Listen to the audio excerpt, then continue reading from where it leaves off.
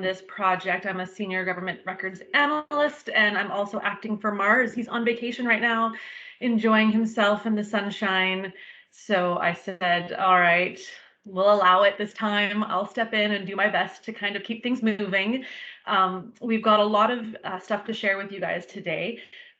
First, though, we would like to take notice of the fact that this is a 3-week sprint. We've expanded the time that we're actually going to be spending on developing things and attacking the product backlog, just because we want to make sure we're able to give you guys a lot of information and show a lot of the progress when we meet. And also it's less meetings for you all to feel having to come to and being busy with. So with that being said, we do have a lot of information to share today. We got lots done. And Katie's going to be doing some demonstrations for you guys on what we've achieved in the last 3 weeks. With Sprint 1, as you know, or may not know if you weren't able to attend, is that we worked hard on kind of figure out what the handbook is going to look like and what kind of format we wanted it to take. And so what we had done was we had taken the digitization guide, as you know, and are using that as a bit of a blueprint for how we're going to produce this handbook. And we've made the decision to save it on our learning page. And for those of you who weren't here or need a bit of a refresher, I've got the learning page. I'm going to show you how to get to it. And I've put a link in the chat as well, so you can find it and bookmark it or add it to your favorites so that you can go in, excuse me, and take a look at it when you have time, if you're unable to kind of follow along with all the information that we're sharing today. So just being mindful of the records management page here, we have on the left sidebar the records management guides and learning, and from there we will go to the GRS learning page, and this is IDER access only, and this is where we've got the page saved for now that we're working on. Let me just scroll down here. Coming soon, Developers Handbook. Look at that, there it is. And that's what Katie is going to be showing you guys all and showcasing and whatnot. There's lots to see. So if we have any questions to start before we get going, please let us know. If not, maybe Katie, I'll let you jump right in. And then when Elizabeth arrives, unless she already has, we'll get going on what she'd like to say for updates too. Sure. Yeah, I don't see Elizabeth on the line. But maybe I'll just jump in because I know just keeping an eye on the time. So yeah, hi everyone, I'm Katie. I am, oh, there's Elizabeth. Sorry, keep on. You're doing a great job, Katie, keep going. Oh no. Yeah, hi Elizabeth. Sarah just kind of introduced, just gave a little brief introduction to herself and the project and just showed people where they can find the handbook online. Because I will say we're going to be going over a lot of information today and there's going to be a lot of text. So I won't have time to kind of read through all of it. So we will invite you to kind of go to the handbook on your own time, maybe look it over and provide us feedback that way. But Elizabeth, just before I kind of dive into the sprint review, did you have anything you wanted to add? Pretty much, I just wanted to say thanks for all of the ministry people and team members on this one. We are moving, as Katie said, we have a lot of content to kind of review in a short period of time. And so as we go through this process, let us know what works and what doesn't for you. So typically in the sprint reviews, we will show you what we developed. We'll ask you for some feedback.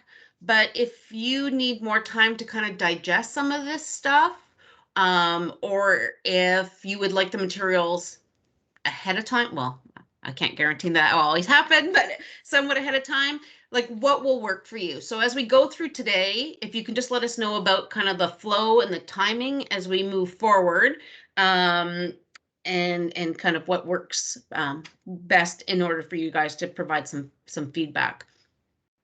The other thing that I was going to say is we definitely took, I don't know if Katie covered this because I was late, sorry. But we took your comments from the last sprint review session, and those have been implemented. So as Katie's going through this, she will show you some of those changes that we made. And so please, any comments, feedback that you have, just shout it out as we go through. And with that, I will pass it back over to Katie. Right. Okay, thanks.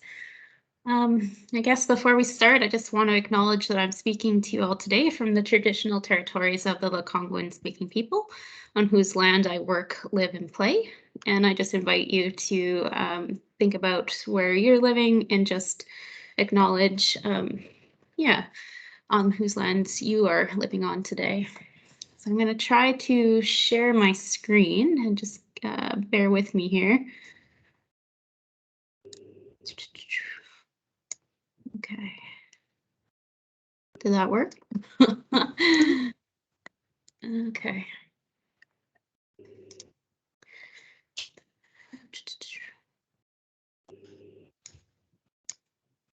All right, can everyone see my screen?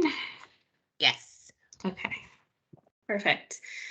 So yeah, just to kind of follow up on what Sarah and Elizabeth were saying earlier, I'm going to give just kind of a brief overview of what we achieved this sprint and kind of the goals we were working towards. Yeah, so the goals for our sprint 2, we wanted to have, we wanted ministries to be able to see an overview of the whole schedule process from that first inkling where you were thinking, I think we need an orcs or we need an information schedule to help us manage our records, all the way up to the schedule being approved by the CRO. The next goal we wanted our clients to have an awareness of the schedule development process. I think a lot of times people just aren't aware of how much work goes into this. So we wanted to give you a snapshot of what is actually involved in an orcs development process. And lastly, our last goal was we wanted clients to be able to assess their readiness and to work with their government records officer in order to develop or amend an orcs. So things that we achieved this sprint, as Elizabeth mentioned, we took feedback from the last sprint review regarding the handbook. We changed the color scheme of the Developers Handbook from the multicolors to just a uniform blue. We also updated the tabs with the different phases and stages of an orcs development project. I will just mention that these are subject to change as we go along in the project, but we just wanted to put some information there to kind of help you contextualize what might be going in, what the handbook will look like at the end of this project. And we also thought about what you were all saying about keeping pages clean and paying attention to the amount of white space on a page, so not kind of overcrowding, just keeping it clean. Yeah, so Dave Shively is the one that's kind of he's the one that organizes and is kind of in charge of the handbook publishing. Did I miss anything? Have I covered everything? No, Katie, I think that's the essentials. I mean, some of the navigation things within it are still, going to develop further, but it's a draft container, so we're starting to pack content into it now. Okay, perfect. So yeah, we took your feedback and just made some improvements to the look and feel of the handbook itself. So in addition to that, we just have to find my notes here.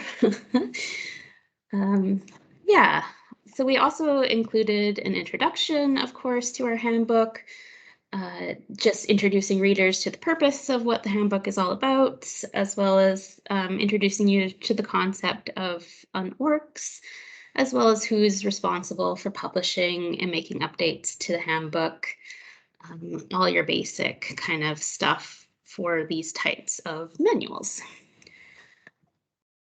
So what we really were focusing on this week was just to kind of give clients a real sense of the type of work that goes into ORC's development projects. So we wanted to give you a high-level map of all the different stages in an ORC's development process. Oh, there we go. Sorry about that. Yeah, so we prepared just a map, a very high-level map. But I will say, me and Natalie, another archivist on the team, we tried to make a high-level map as possible, but we're both very detail-oriented people, so our map kind of expanded because we wanted to kind of explain the different tasks that go into each phase. So there is a lot of text here, and we'd be interested to hear your feedback just about the information that we have in each phase. But yeah, so to kind of help you understand what goes into an ORCS project, we added this workflow map detailing the stages of an ORCS development or amendment project, from that first inkling of wanting a project to having it approved by the Chief Records Officer. So there's about 4 main stages, and then there's different phases that go in each stage. So we broke it down into different stages from the preparation. So this is when ministries and clients are thinking they would like to get an ORCS. So there's you assess your readiness. So this is really conversations that you have with your government records officer to help review your program and kind of your record keeping needs. And if after that, yeah, you determine that you are ready for the project and your GRO says, yep, that looks good. There's the project initiation phase, as well as some background research that will just help you kind of contextualize yourself with the records that you're creating and managing in your program area. So the next stage in the development process is development itself. So there's the program analysis. So this is where you're kind of assessing the records and the record keeping systems in your program area. This is where you're going to be talking to subject matter experts to kind of get a better sense of the different processes and workflows and the different functions that produce records. So taking all this information, this analysis, as well as kind of that background research that you did in the preparation stage, this is where you begin drafting your ORCS or amending your ORCS, also in consultation with those subject matter experts that you're talking to, just getting feedback as you go along drafting your ORCS. And records appraisal, this is still with GRS. Once you're kind of finished writing and drafting your ORCS that you're comfortable with, you'll work closely with your GRS archivist, and they'll be the ones that are appraising your records and giving you records retentions to add to your ORCS. So after that development phase, that ORCS moves on to the review stages. And as you can see, there's quite a few different reviews that the ORCS has to go through. I won't go through all of them here. I'll let you read that on your own time, but you'll just see how many checks and balances that an ORCS has to go through before it goes on to the Chief Records Officer and the Information Management Advisory Committee, which is that last step, which is the approval. So this map really gives you a very high-level overview of what is involved in an ORCS development or amendment project. And these are really the stages that current ORCS developers and GRS follow. This is a step that I do when I'm developing an ORCS. It's meant to demonstrate the amount of work, the level of expertise, and the resources that are required for you to undertake an ORC's development or amendment project. And it's supposed to help you kind of assess whether or not your program area is ready to take on such a project. Because I really want to stress here that developing or amending an ORCs, this can't be just a side of a desk project that's added to somebody's already busy workload. It really needs dedicated time and resources in order for it to be successful. And this map can kind of help you orientate yourself to really determine whether you are ready at this stage to take on this amount of work. So yeah, that's the kind of overview of what's involved in an ORCs amendment or development project. Yeah, so next we have... just before you go on to the next one, Katie, can I just see if maybe Melinda or Jennifer or any of our other guests, if you have any feedback on kind of the introduction stuff. I saw Melinda, you put a comment in there about, sorry, my camera's not on, about the, can you just flip back to one of the pages, Katie? About the amount of text within the boxes. I think it's the next page. Yeah. And yeah, so I'm just curious. I kind of feel the same way. There's a lot of information, but I did review all this information, and I also had a hard time. Like, to me, this is information that was really important to put in there. So, you know, should we maybe change the format or the boxes so that they're wider? Should we put it over more pages? Like, so I'm just kind of open to any thoughts or questions based on that one, or any other questions you might have. So I'll just give everybody a minute to see if you have anything to add. I had one real quick question, not a question, comment. When you're going through these little, the way that, I like the way that the presentation, the way that it's all outlined, where you make reference to contact GRS. Sometimes you're really cool, explicit, contact the GRS, archivist assigned to you, or your records officer. Other times it's more vague. It just says contact contact GRS. I think it would be better if we actually had exactly who you're asking them to call, so they know which area within GRS to contact. Mm-hmm. Thank you. Yeah, good point. Hi, Jen here. So I'm the one who made the comment about the bit of crowding. That's fine. I just, as I'm noticing things, I'm just gonna write them in the chat and see how that goes. But yeah, some of these, like, I love the boxes. I absolutely adore just it being broken up that way, because it makes it feel a lot more manageable in general.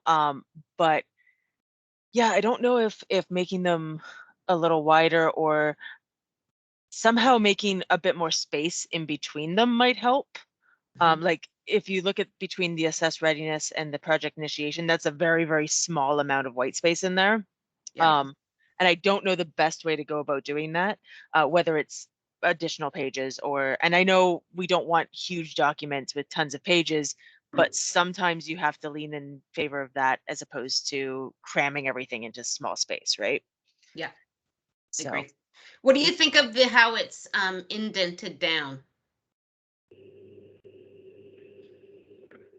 I like that. But I also don't know, like, there's a fine line between having everything line up perfectly and having it offset enough, right? And I'm not sure if it's actually, it might need to be indented a little bit more just to break that line for me specifically. And that's, like, I have a bit of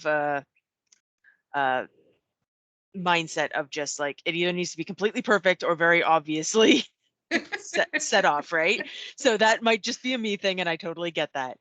But yeah, I do like the indenting in general, because it helps break up that bit as well, and keep it from just feeling like blocks upon blocks of text. Yeah. I agree with Jen as well. I like the way that it looks. I do agree too that, you know, maybe indenting the boxes a little bit more, because then it's it's more enhanced that way, where it's, step one is program analysis, and then, the second step is the schedule drafting. So it's very prominent instead of just looking like the program itself didn't line it up properly. Right. So more intentional indentation, I think, is very good.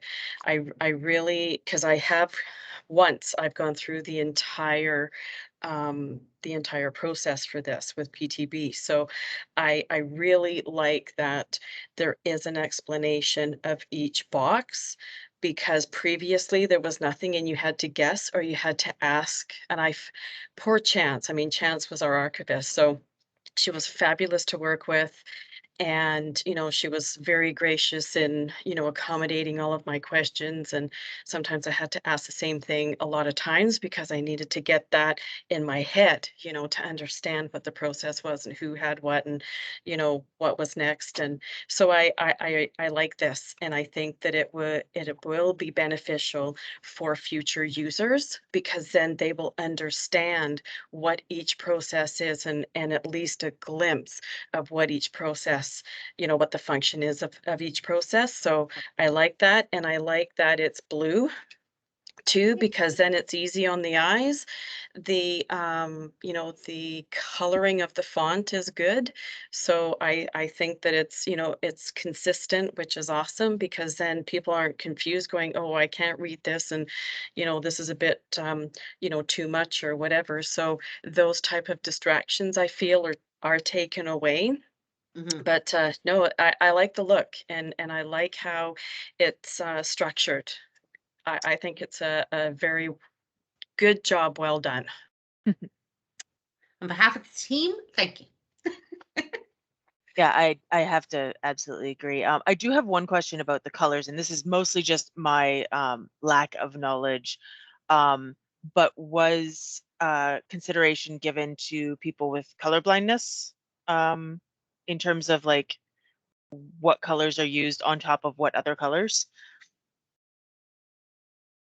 I would say no. Okay.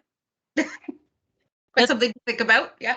Yep, that's totally fair. Most people don't. Like, I don't have colorblindness, so I'm not even sure if this would be a problem set of colors. Yeah. But I do know that sometimes colorblindness can make those like if you put one color on top of another, they might look the same to some people. Right. So yeah, just something to think about. Yeah, if you had red or green together or something like that, then people would have a really hard time distinguishing what the context was on the tabs or within the page itself. But yeah, and I'm not even familiar with what colors are a challenge for people who have color blindness. So but I know I've heard in the past where reds and greens and things of that nature isn't good in your presentations or things like that, because it's harder for people in general to read. So yeah, I'm too, I don't know about that either. Yeah, that is certainly something we can look into for sure. We can use the accessibility and inclusion toolkit and some of the other links that I have that are available to make sure that everything is accessible and up to standards. Perfect. Awesome. Perfect. All right. So I guess we can go on. Perfect. Okay. So basically, after you kind of review, the client reviews this process map, and they're like, yeah, you know what, we still we're not scared away by the amount of work and the amount of stuff that has to go into this process, and we really do want to start an orcs development or amendment project. So our next thing that the next kind of form that we created and worked on was assessing readiness, to help clients kind of assess whether or not they're ready to take on a project. So yeah, another achievement that the team worked on the last few weeks was drafting a new form/checklist to help you work with your government records officer to help you kind of determine readiness and just get you kind of thinking before you jump into the project, just kind of getting you starting to think about things that you need and just really, because I think a lot of times a lot of clients say, oh yeah, we're really gung-ho, we really want to start this project, it's no problem. But once things kind of get going and you kind of start recognizing there's quite a bit of work that has to go into it, the excitement kind of dies down. So this checklist in this form is supposed to kind of just help you start some conversations with your government records officer. They can kind of help you assess whether or not you're ready to take on such a project right now. And they can just kind of start getting you thinking about that long term, just how the project's going to look in the long term. So just to give you a little background of what we did. So some members of this team, they interviewed the manager of client services at GRS, and they also interviewed some of the GROs, the government records officers, to see what they currently do when clients come to them and ask to do a project, and also me and Natalie and Dave were kind of the archivists on the team. We also gave our input on things that we look for when we start new projects and kind of things we would like the GRO to kind of talk with the clients when they're talking about starting a new project. So we took all this information. We worked together to come up with this form and checklist. So this form here just briefly introduces the concept of requesting a new or making an amendment to an ORCS, such as how to make a request, as well as some things that your government records officer will look for when determining whether or not you're ready to take on a new project. So some things that your GRO will discuss with you is things like the type, complexity, and volume of existing and future records, whether your records can be covered by other schedules that already exist, so things like ARCs, or maybe there's already an existing ORCS out there. Maybe you were part of a ministry that got split off into another ministry, just kind of things like that, or maybe there was a draft ORCS that had been started but never completed. So this is good information for the GRO and the archivists to know when we're assessing project readiness. The other things we kind of consider, if there's any potential barriers to development, such as what are your resource availability, are there staff, are staff available to kind of interview and talk to and get feedback from? And we also look at things like the timing of the project. So is this a good time to start such a project? Because let's say if you're starting a new budget cycle, or you're just starting a new big project, maybe there isn't a lot of staff available to work on the project. So the GRO will kind of work through some of these things with you and just kind of get a big picture to see whether or not it's a good time and whether you're ready to kind of take on that new ORCS project. So we also have made a checklist, and this is just also, it's kind of covers the same things that that form, the form above kind of goes over, but it just breaks it down even more, and just kind of, I think the intent of this is for you, the client, to kind of look at this and bring it to a meeting with your GRO.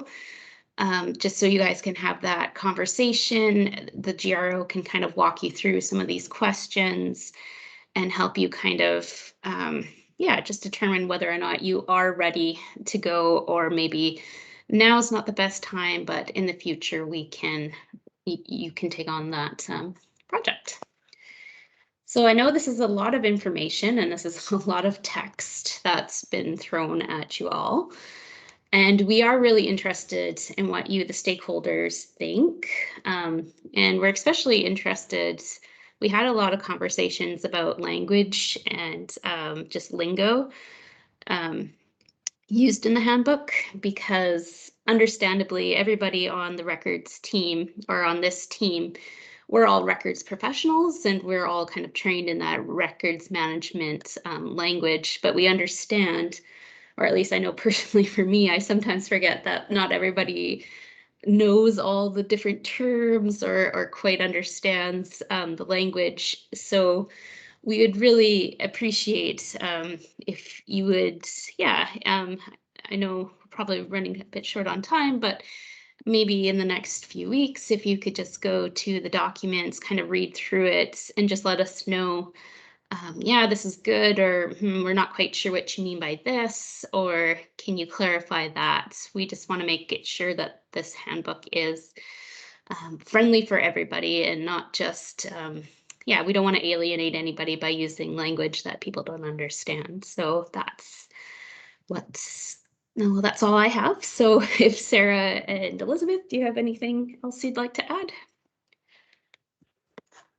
Thank you so much, Katie. That's a great demonstration, and it is a lot of information. I have no comments at this time. I'm really excited to hear what everybody else has to say. Elizabeth, is there anything you'd like to add before we open it up? The only thing I would say is, so initially we'll take any feedback you have, but if you have the opportunity to go to the learning site, open it, and through your own time, kind of go through and digest some of it, we would really appreciate that. And then if you do have comments, I'm going to suggest that you send them to our current Scrum Master, which is Sarah, and that way we can have one person that's kind of collecting all that feedback for us. Absolutely. And a reminder, in the link in the chat at the top is the link to the GRS learning page where you can find it. So save it to your favorites and read it when you have time. Is there any questions or comments right now about the checklist or about the format that it's in, or the desire to see it as something that would be in a different format? I can turn off the recording now if that would be helpful for initiating more conversation. So I'll do that right now.